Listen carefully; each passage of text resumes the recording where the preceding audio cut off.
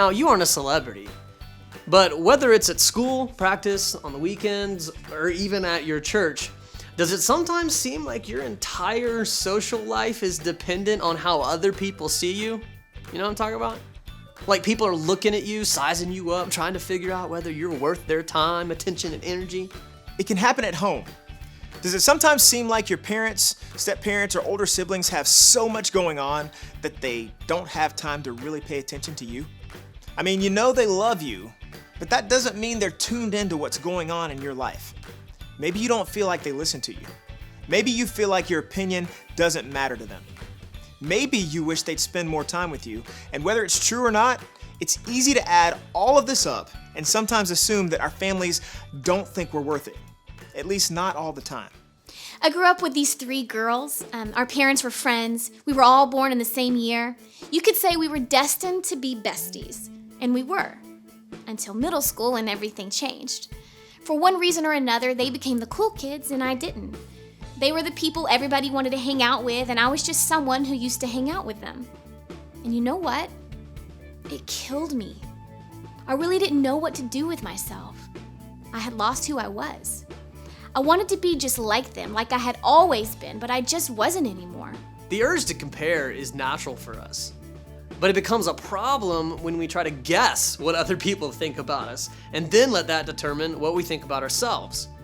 If you assume people at your school don't like you, it's easy to not like yourself. If you're convinced that your dad could care less about you and what you do or what you think, it's easy to conclude that you don't matter or have value.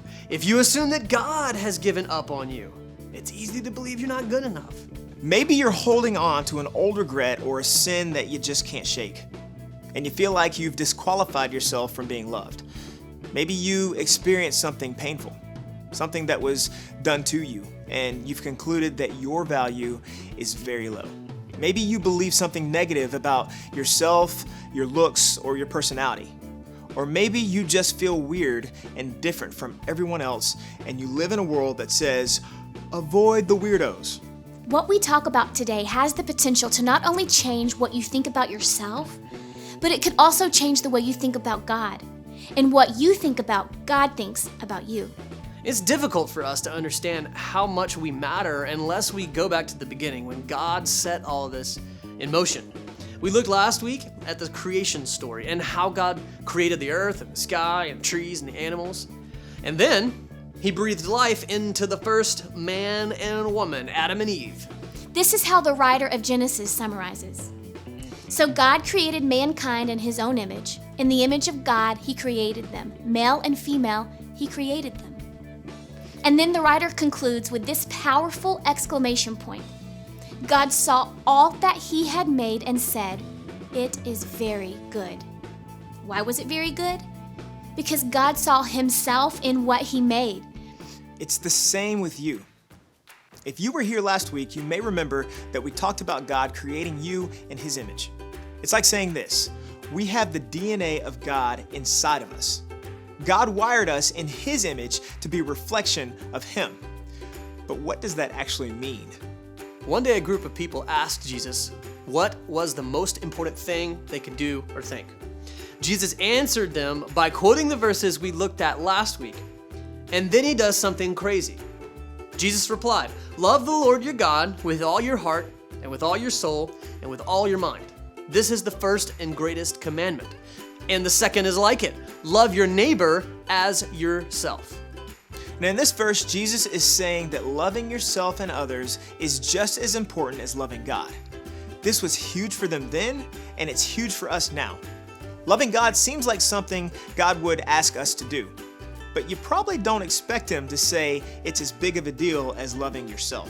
Most people are great at comparing themselves to others. Most people are great at defending themselves. Most people are great at rejecting themselves. Jesus wants us to be great at loving ourselves.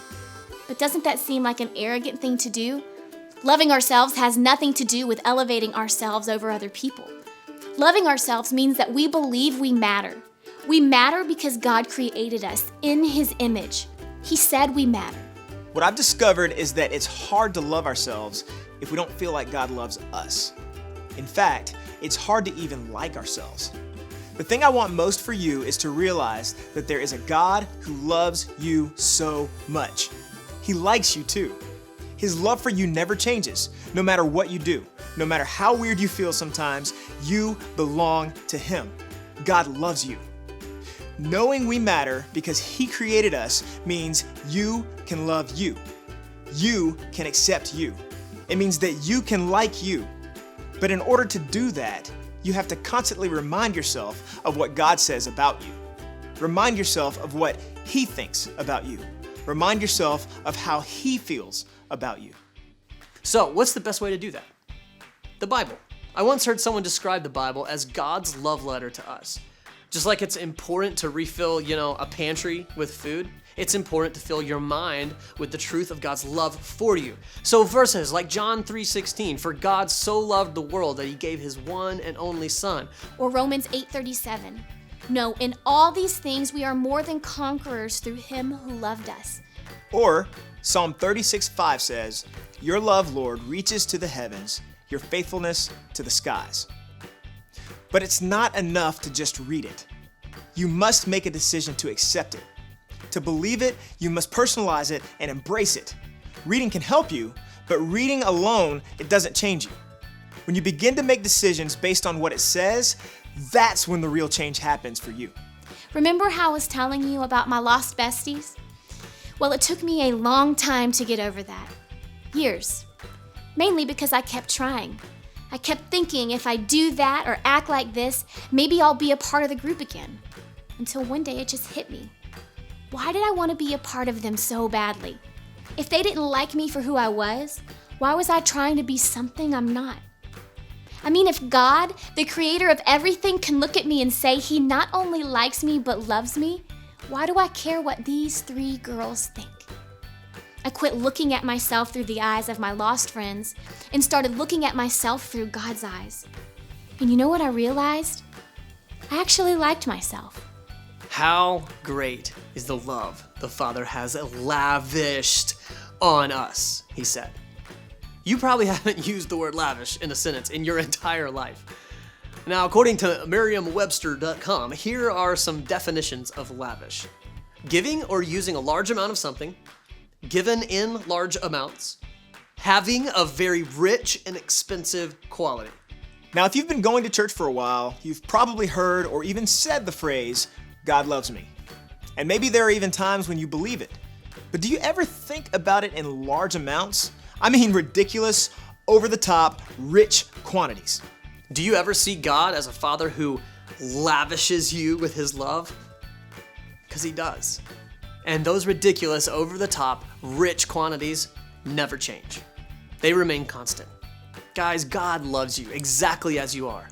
And He will never, ever, ever, ever stop loving you.